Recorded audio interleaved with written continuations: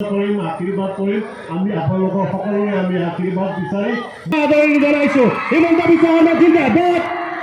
হিমন্ত বিশ্ব শৰ্মা জিন্দাবাদ এবাৰ মোদী চৰকাৰ আকৌ এবাৰ বিজেপি চৰকাৰ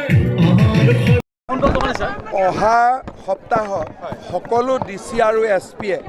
গোটেই অসমতে ৰেচন কাৰ্ডৰ দোকানীসকলক মাতি আনি বুজাই দিব যে সম্পূৰ্ণ চাউল দিব লাগিব কিবা তেওঁলোকৰ সমস্যা আছে আমি সমাধান কৰিম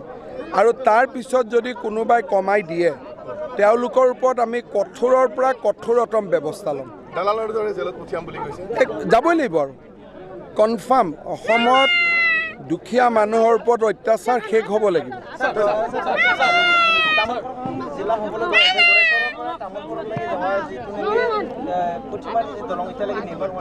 এইটো আপুনিহে ক'লে আজি মোক কোনেও কোৱা নাছিল চাই দিম দিয়ক ভাগিনা কিবোৰ মৰম লগা এবাৰ কোলাত উঠিবি